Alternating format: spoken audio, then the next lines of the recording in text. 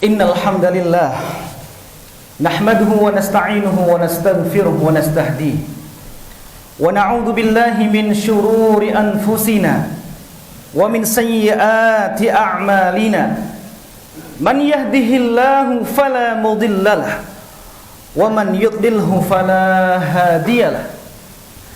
Ashhadu an la ilaha illallah wahdahu la syarika lah wa ashhadu anna Muhammadan abduhu wa rasuluhu la nabiyya ba'dah. Allahumma salli wa sallim wa zid wa barik ala hadha an-nabiyil karim sayyidina wa maulana wa habibina Muhammadin wa ala alihi wa sahbihi ajma'in. Qala ta'ala fi kitabil karim, a'udzu billahi minasy syaithanir rajim. Bismillahirrahmanirrahim. Ya ayyuhalladzina amanu taqullaha haqqa tuqatih wa la tamutunna illa wa antum muslimun. Wa qala ya ayyuhalladzina amanu taqullaha wal tanzur nafsum ma qaddamat lighad wattaqullaha innallaha khabirum bima ta'malun. Faya ayyuhal hadirun usi nafsi wa iyyakum bitaqwallah faqad fazal muttaqun. Rabbana shrah lana sudurana wa yassir lana umurana wahlul 'uqdatan min alsinatina yafqahu aqwalana amin ya rabbal alamin. Sidang Jumat yang mudah-mudahan dimuliakan Allah Subhanahu wa taala. Alhamdulillahi rabbil alamin. Pada momen berkah, momen Jumat yang mulia ini, mari sama-sama kita murnikan tauhid kita. Kita mengesahkan Allah Subhanahu wa taala, mensucikan keimanan kita. Jangan sampai ada dalam hati kita perasaan atau naudzubillah keyakinan bahwa ada yang lebih kuasa daripada Allah Subhanahu wa taala. Mari sama-sama kita pegang dengan kuat kalimah la ilaha illallah Muhammadur Rasulullah. Sembari senantiasa bersyukur kepada Allah Subhanahu wa taala atas segala limpahan karunia dan nikmatnya, utamanya adalah nikmat iman, Islam, kesehatan, kesempatan, dan berbagai nikmat yang tidak bisa kita hitung jumlahnya. Salawat dan salam mari sama-sama kita sanjungkan kepada baginda Nabi Agung Muhammad sallallahu alaihi wasallam, kepada keluarganya, para sahabatnya dan umatnya yang insya Allah setia hingga akhir zaman. Jamaah sidang Jumat yang dimuliakan Allah Subhanahu wa taala. Momen kali ini insya Allah khatib ingin menyampaikan khutbah tentang hikmah dari Isra Mi'raj Nabi kita Muhammad sallallahu alaihi wasallam untuk kehidupan kita sehari-hari. Jamaah salat Jumat yang dimuliakan Allah Subhanahu wa taala. Khatib mengajak kepada diri khatib pribadi dan jamaah sekalian untuk sama-sama meningkatkan keimanan dan ketakwaan kepada Allah Subhanahu wa taala dengan mengamalkan perintah Allah Subhanahu wa taala dan menjauhi larangan-larangan Allah Subhanahu wa taala. Jamaah salat Jumat yang insyaallah dimuliakan Allah Subhanahu wa taala. Di sini ada 2 poin yang ingin kami sampaikan. Yang pertama yang kaitannya dengan sirah, dengan kisah bagaimana Isra Mi'raj itu terjadi, insyaallah akan disampaikan secara singkat. Dan yang kedua adalah apa hikmah. Hikmah tentunya sangat banyak, tapi kita ambil beberapa poin saja apa yang bisa kita amalkan dalam kehidupan sehari-hari kita. Jamaah salat Jumat yang insyaallah dimuliakan Allah Subhanahu wa taala. Di Indonesia khususnya dan di beberapa negara, memang Isra Mi'raj itu dalam kalender kita ya, seringkali ataupun yang paling masyhur diperingati setiap tanggal 27 Rajab. Padahal kalau kita baca di Sirah Nabawiyah, khususnya sirah yang sempat kami baca yaitu Ar-Rahiqul Makhtum karangan Syekh Sofi Rahman Al-Barakfuri, pendapat itu adalah pendapat salah satu pakar tarikh atau pakar sejarah, tetapi itu termasuk pendapat yang lemah. Tapi inilah memang yang sudah muntasyar ataupun yang sudah ramai dipakai di Indonesia ataupun di negara-negara tetangga Indonesia. Sebenarnya kalau kita lihat di kitab Ar-Rahiqul Mahtum, susunan susunan Dr. Sofi Rahman Al-Barakfuri, di sana dipaparkan ada 6, setidaknya ada 6 pemahaman. Ada 6 pemahaman tentang kapan Isra Mi'raj itu terjadi. Di antaranya adalah yang pertama, menurut Imam At-Tabari, Isra Mi'raj itu terjadi pada malam ketika Rasulullah SAW diangkat menjadi Rasul, diangkat menjadi Nabi. Itu pendapat Imam At-Tabari. Sedangkan Imam Al-Qurtubi dan Imam Nawawi, beliau berpendapat bahwasanya Isra Mi'raj itu terjadi pada tahun ke-5 kenabian Nabi Muhammad SAW. Adapun yang berpendapat bahwa Isra Mi'raj terjadi pada tanggal 27 Rajab tahun ke-10 kenabian adalah Al-Alamah Al-Mansur Furi. Ya, salah satu tokoh yang sangat detail tentang sirah nabawiyah, tentang tarikh. Ada beberapa pendapat lain yang mengatakan bahwa Isra Mi'raj terjadi pada tahun ke-12 kenabian. Ada yang berpendapat tahun ke-13 kenabian. Wallahu a'lam mana yang paling sahih. Tetapi kalau kita mengambil apa yang disampaikan oleh Syekh Sofi Rahman Al-Barakfuri dalam kitabnya Ar-Rahiqul Maktum, bahwasanya pendapat yang lebih kuat menurut beliau adalah Isra Mi'raj terjadi setahun sebelum Rasulullah hijrah ke Madinah. Wallahu a'lam pada tanggal berapa pastinya. Tetapi ini bukan kemudian menyalahkan tarikh ataupun pemahaman yang sudah ada, tapi bahwasanya kapanpun itu terjadi, mari sama-sama kita yakini bahwa Isra Mi'raj itu betul-betul hakul yakin terjadi. Jangan sampai wal'iyadu billah ada seorang muslim bahkan na'udzubillah tidak percaya bahwasanya Rasulullah sallallahu alaihi wasallam pernah melaksanakan, menunaikan Isra Mi'raj, mukjizat yang amat mulia, mukjizat yang tidak pernah diberikan kepada nabi-nabi sebelum beliau Muhammad sallallahu alaihi wasallam. Itu yang paling penting. Jamaah yang insyaallah dimuliakan Allah Subhanahu wa taala. Pada malam itu malaikat Jibril alaihissalam datang kepada Rasulullah sallallahu alaihi wasallam. Kemudian malaikat Jibril membelah dada Rasulullah sallallahu alaihi wasallam. Ke dalam kitab dikatakan dari pangkal tenggorokan bawah sampai ke perut. Dibelah oleh malaikat Jibril alaihissalam, kemudian dikeluarkan isinya dan dicuci dengan air bersih dalam sebuah bejana emas yang di dalamnya telah diisi air Zam-Zam. Maka dimasukkanlah ke dalamnya, setelah dibersihkan dari kotoran-kotoran, dimasukkan ke dalamnya hikmah dan iman.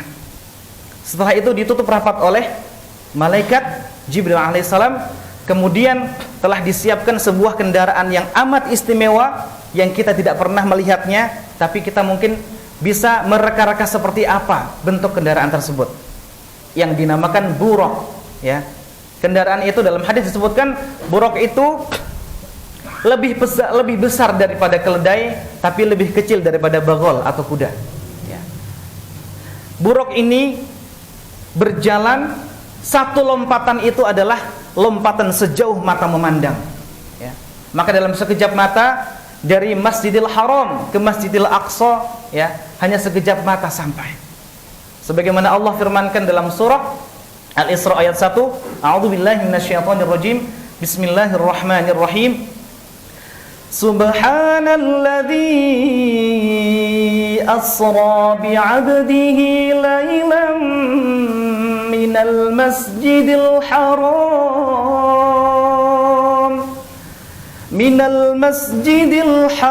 ilal masjidil aqsa alladzi barakna hawlahu linuriyahu min ayatina innahu huwas sami'ul basir. Maha suci Allah yang telah memperjalankan asra bi'abdihi, hambanya.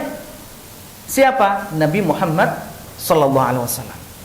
Lailan, pada malam hari, minal masjidil haram ilal masjidil aqsa, dari Masjidil Haram ke Masjidil Aqsa, alladzi barakna haulahu, yang kami berkahi sekeliling Masjidil Aqsa itu, linuriyahu min ayatina.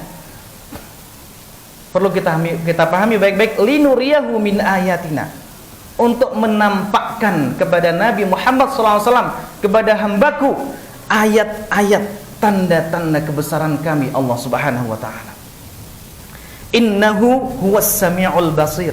Sesungguhnya Allah Maha mendengar lagi Maha melihat. Jamaah yang dimuliakan Allah Subhanahu wa taala.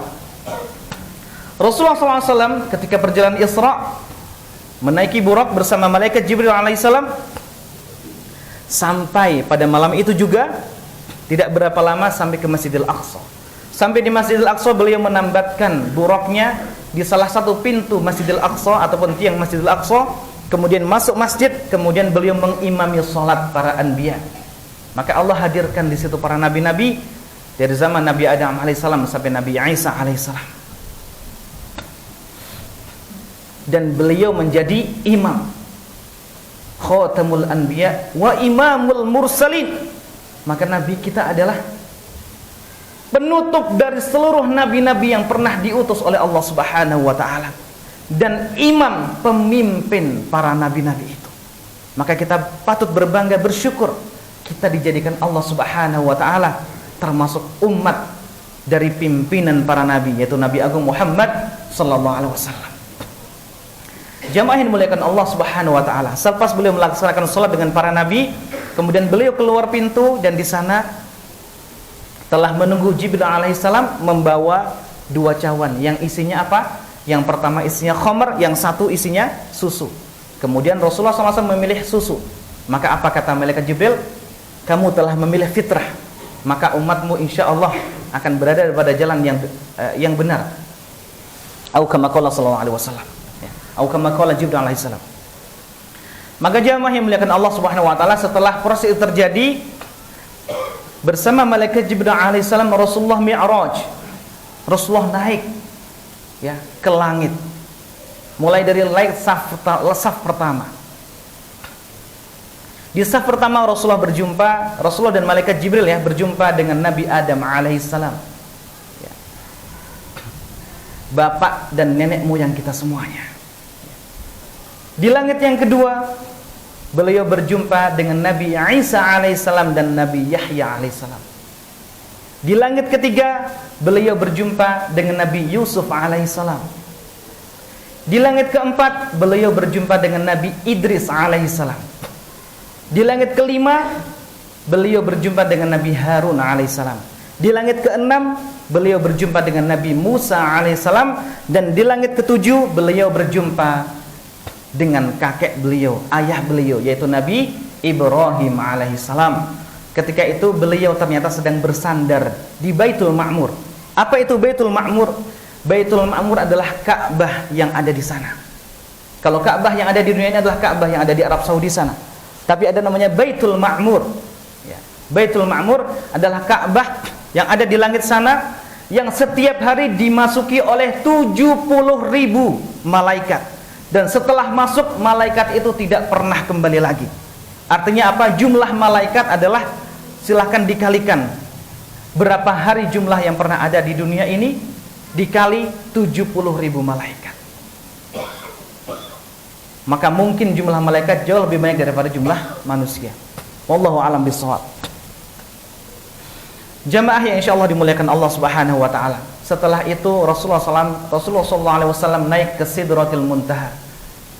Kemudian di sana naik lagi menemukan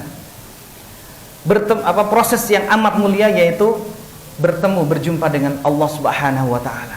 Banyak penafsiran dalam hal ini, apakah beliau langsung melihat ataupun tidak, ada perbedaan pendapat para ulama. Tetapi bahwasanya waktu itu beliau langsung mendapatkan amanah, langsung mendapatkan wahyu untuk sebuah amalan yang amat mulia yang setiap hari sekarang kita laksanakan, yaitu sholat fardu 5 waktu. Awalnya sholat turun 50 waktu, bukan 50 rakaat, 50 waktu. Nah, ketika pertama wahyu itu turun, Rasulullah menerimanya. Tetapi ketika Rasulullah turun sampai ke langit ke-6 bertemu Nabi Musa alaihissalam, kemudian kata Nabi Musa apa? Umatmu tak akan mampu melakukan wahai Muhammad, wahai Rasulullah. Kemudian Rasulullah naik kembali, di diskon oleh Allah Subhanahu wa taala 10 kali salat menjadi 40 kali salat. Tapi ketika turun kembali bertemu Nabi Musa alaihissalam, kemudian diusulkan kembali, umatmu tidak akan mampu. Maka Rasulullah kembali kepada Allah Subhanahu wa taala sampai beberapa kali, sehingga salat kemudian hanya Allah wajibkan fardukan 5 waktu, tapi senilai 50 kali salat. Maka jemaah yang dimuliakan Allah Subhanahu wa taala, nanti akan kita ambil hikmahnya apa di antara hikmah kenapa Allah Subhanahu wa taala Masya Allah memberikan keringanan kepada umat ini, salat 5 waktu tapi senilai dengan 50 waktu. Setelah itu kembali sebenarnya Nabi Musa alaihissalam mengusulkan kepada Rasulullah untuk apa? Untuk meminta keringanan lagi. Tapi apa kata Rasulullah? Saya malu dan saya sudah menerima semua itu. Malu saya rasanya untuk apa? Datang kepada Allah lagi kemudian meminta pengurangan lagi. Insya Allah umat Rasulullah adalah mampu untuk melaksanakan. Maka kita buktikan sabda beliau itu dalam kehidupan kita sehari-hari untuk melaksanakan sholat fardu 5 waktu. Setelah itu Rasulullah SAW turun. Sebenarnya kisahnya masih sangat panjang, detail-detailnya, tapi tidak kami sampaikan seluruhnya. Setelah itu Rasulullah SAW turun, kemudian pada malam itu juga kembali ke Mekah. Maka paginya geger seisi kota Mekah. Ketika Rasulullah SAW menyampaikan kepada para penduduk Mekah, orang-orang kafir waktu itu, bahwasanya tadi malam beliau melaksanakan Isra dan Mi'raj, melakukan perjalanan dari Masjidil Aqsa, Masjidil Haram ke Masjidil Aqsa, kemudian dari Masjidil Aqsa ke Sidratil Muntaha untuk menerima wahyu salat fardu 5 waktu. Mereka tidak percaya, tidak mungkin itu terjadi. Logika manusia memang tidak mungkin sampai ke dalam peristiwa yang amat mulia ini. Tetapi salah seorang sahabat yang paling mulia, yaitu sahabat Abu Bakar As-Siddiq, beliaulah orang yang pertama membenarkan apa yang disampaikan Rasulullah SAW. Itulah kenapa sahabat Abu Bakar ini adalah sahabat yang paling dekat dengan Rasulullah SAW. Beliau tidak perlu alasan apapun. Pokoknya kalau Rasulullah yang menyampaikan langsung percaya. Maka mari sama-sama kita teladani Abu Bakar As-Siddiq radhiyallahu anhu. Kalau Rasulullah yang sudah menyampaikan, tidak mungkin salah. Tidak mungkin salah. Mungkin kita yang belum paham, tapi tidak mungkin yang Rasulullah sampaikan itu salah. Kenapa? Wa ma yantiqu 'anil hawa in huwa illa wahyun yuha. Rasulullah tidak berkata-kata dengan hawa nafsunya. Tetapi apa yang Rasulullah sampaikan itu adalah wahyu yang disampaikan oleh Allah kepada beliau sallallahu alaihi wasallam. Jamaah yang insyaallah dimuliakan Allah Subhanahu wa taala, sekilas mungkin kisah Isra Mi'raj Nabi kita Muhammad sallallahu alaihi wasallam, kiranya apa hikmah yang bisa kita ambil dari semua itu? Kita ambil 3 poin hikmah. Sangat banyak sebenarnya hikmah, tapi kita ambil 3 poin saja untuk kesempatan Jumat yang berkah dan mulia ini. Yang pertama adalah bahwasanya kekuasaan Allah Subhanahu wa taala tidak ada yang bisa menandingi. Kumpulkan seluruh Tuhan-Tuhan yang dianggap oleh manusia di dunia ini. Perintahkan Tuhan-Tuhan itu untuk untuk menciptakan seekor nyamuk atau seekor lalat. Bisakah? Tidak akan mungkin bisa. Allah Subhanahu wa ta'ala satu-satunya Tuhan yang berhak kita sembah, yang wajib kita sembah di dunia ini. Maka jangan sampai akidah kita ternodai dengan hal-hal yang remeh-temeh, menganggap patung-patung misalkan, boneka misalkan, bahkan menganggap pohon-pohon, matahari, bahkan yang lain itu adalah telah menciptakan semua itu. Maka mari sama-sama kita kuatkan tauhid kita, bahwa Allah Subhanahu wa ta'ala adalah maha kuasa di atas segala raja, segala apapun Tuhan-Tuhan yang disembah oleh manusia-manusia yang kafir kepada Allah Subhanahu wa ta'ala. Kita harus yakin sepenuhnya, 100%. Jangan sampai ada keraguan, apakah mungkin ada Tuhan selain Allah? Jangan pernah ada keraguan seperti itu. Harus yakin, betul-betul yakin dalam hati kita, la ilaha illallah Muhammadur Rasulullah. Asyhadu an la ilaha illallah wa asyhadu anna Muhammadar Rasulullah. Dan tanamkan itu betul-betul dalam diri anak-anak kita. Jangan sampai wal'iyadzubillah ada dari kita meninggal tapi anak kita belum betul-betul memegang kuat kalimah la ilaha illallah Muhammadur Rasulullah. Yang kedua hikmah yang kita ambil adalah bahwasanya Rasulullah SAW, Nabi kita adalah imamnya para nabi. Maka mari sama-sama kita tingkatkan kecintaan kita kepada beliau. Minimal sekali dengan memperbanyak membaca salawat kepada beliau. Apalagi hari Jumat yang mulia ini, salawat yang diucapkan pada hari Jumat akan langsung dihadiahkan ke hadapan baginda Nabi Agung Muhammad SAW. Maka jamaah yang Allah Subhanahu Wa Taala, sebagai praktek nyata kami mohon kepada semua jamaah hari ini dan juga sampaikan kepada istri, minimal bersolawat sebanyak 100 kali, minimal, lebih boleh. Allahumma salli ala sayyidina Muhammad, Allahumma salli ala Muhammad, atau dengan solawat yang lain sangat banyak macamnya. 100 kali ketika nanti pulang silakan banyak bersolawat. Hikmah yang ketiga yang terakhir yang ingin kami sampaikan pada momen yang berkah dan mulia ini adalah keutamaan sholat fardu 5 waktu. Ya. Rasulullah SAW bersabda dalam hadis yang diriwayatkan oleh Anas bin Malik, bahwasanya apa? Amal ibadah yang pertama kali akan dihisab. Awwalu ma yuhasabu bihil 'abdu yaumal qiyamati shalah. Fa in saluhat saluha sa'iru 'amalihi wa in fasadat fasada sa'iru 'amalihi. Dalam Sahihul Jami'. Amalan pertama yang akan dihisab di sisi Allah Subhanahu wa taala adalah salat. Salat fardu 5 waktu. Fa in saluhat, kalau salatnya betul, salatnya benar, maka amal-amal yang lain akan dianggap benar, akan dinilai benar oleh Allah Subhanahu wa taala. Wa in fasadat, kalau salatnya rusak, fasada sairu amalih, pasti akan rusak seluruh amalannya. Ini bukan berarti seperti ini. Ada orang yang salah memahami bahwasanya ya sudah kita salat aja, yang penting 5 waktu jangan tinggalkan, tapi maksiat enggak apa-apa. Yang penting salat 5 waktu jangan tinggalkan. Tidak seperti itu. Karena korelasinya adalah apa yang Allah sampaikan dalam Al-Quran, bahwasanya Al-Ankabut ayat 45 ya, innas salata tanha 'anil fahsya'i wal munkar. Sesungguhnya salat itu bisa mencegah dari perbuatan keji dan mungkar. Kalau kita korelasikan dengan hadis tadi, bahwasanya kok bisa ketika salat seseorang baik itu amalan yang lain dinilai baik? Karena orang yang sholatnya betul, orang yang sholatnya baik, orang yang sholatnya khusyuk, itu pasti amalannya pun akan baik.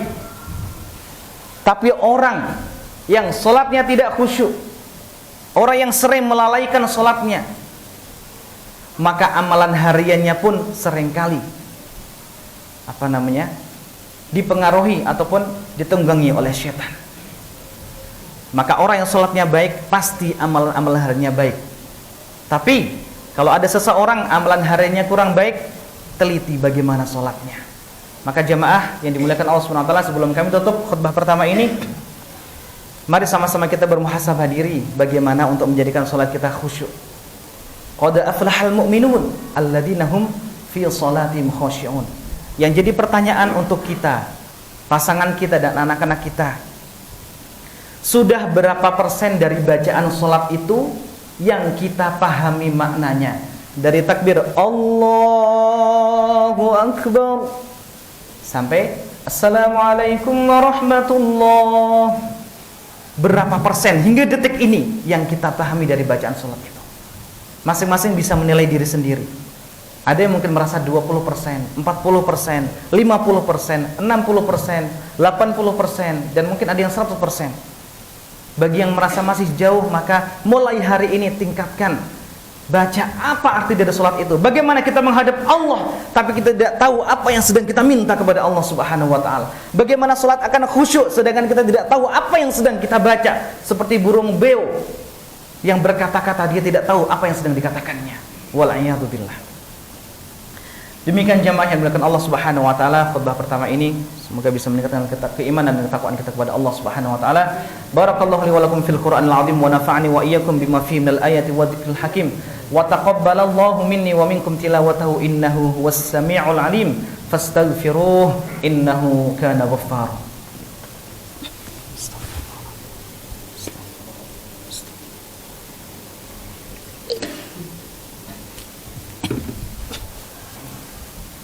Alhamdulillahirabbil alamin wassalatu wassalamu ala nabiyyina Muhammadin wa ala alihi wa sahbihi ajmain. Qala ta'ala fi kitabil karim, a'udzu billahi minasyaitonir rajim. Bismillahirrahmanirrahim. Innallaha wa malaikatahu yusholluna 'alan nabi ya ayyuhalladzina amanu shallu 'alaihi wa sallimu taslima. Jamaah, di antara pokok hikmah dari Isra Mi'raj yang tadi kami sampaikan, yang pertama adalah mari sama-sama kita mentauhidkan Allah Subhanahu wa taala dan bersyukur kepada Allah Subhanahu wa taala atas segala nikmat yang Allah berikan. Yang kedua adalah mari sama-sama kita tingkatkan cinta kita kepada Rasulullah SAW. Pesan kami hari ini minimal sholawat 100 kali, dan sampaikan juga pada istri di rumah dan anak-anak sholawat 100 kali. Yang ketiga adalah mari sama-sama kita tingkatkan kualitas sholat kita sebelum kuantitasnya. Kenapa? Hanya sholat yang berkualitaslah yang akan menjadi wasilah berubahnya hidup seseorang. Ketika sholatnya baik, dekat dengan Allah Subhanahu wa taala, maka kehidupan dunianya akan tenang. Kenapa? Karena merasa ada Allah Subhanahu wa taala yang senantiasa akan membantunya dalam segala urusannya. Demikian, mari sama-sama kita berdoa untuk diri kita, keluarga kita, untuk umat Islam di seluruh dunia, untuk negara kita, untuk seluruh orang-orang yang kita cintai. A'udzu billahi minasyaitonir rajim. Bismillahirrahmanirrahim. Alhamdulillahi rabbil alamin. Hamdasy syakirin hamdan na'imin. Hamdan yuwafi ni'amahu wa yukafi mazidah. Ya Rabbana lakal hamdu kama yanbaghi li jalali wajhika wa 'azimi sultanik. Allahumma shalli ala sayyidina Muhammadin fil awwalin wa fil akhirin wa fil mala'il a'la ila yaumiddin. Allahumma ighfir lil muslimina wal muslimat wal mu'minina wal mu'minat al ahya'i minhum wal amwat. Allahumma ighfir lana dhunubana jami'a saghiraha wa kabiraha sirraha wa alaniyataha. Allahumma ighfir lana wa liwalidina warhamhum kama rabbawna صغارا. اللهم بارك لنا في رجب وشعبان وبلغنا رمضان وبلغنا رمضان وبلغنا رمضان. اللهم إنك تعلم سرنا وعلانيتنا فاقبل معذرتنا. اللهم اجعلنا وأهلنا وذرياتنا وإخوتنا وتلاميذنا من أهل القرآن الذين هم أهلك وخاصتك ومن أهل العلم والخير، ولا تجعلنا وإياهم من أهل الشر والضير. ربنا هب لنا من أزواجنا وذرياتنا قرة أعين واجعلنا للمتقين إماما. اللهم أصلحنا وأصلح ولاة أمورنا. اللهم انصر الإسلام والمسلمين في كل مكان. ربنا آتنا في الدنيا حسنة وفي الآخرة حسنة وقنا عذاب النار. وصلى الله على سيدنا محمد وعلى آله وصحبه وبارك وسلم والحمد لله رب العالمين. عباد الله إن الله يأمر بالعدل والإحسان وإيتاء ذي القربى وينهى عن الفحشاء والمنكر والبغي يعظكم لعلكم تذكرون. فاذكروا الله العظيم يذكركم واشكروا على نعمه يزدكم ولذكر الله أكبر والله يعلم ما تصنعون. أقم الصلاة.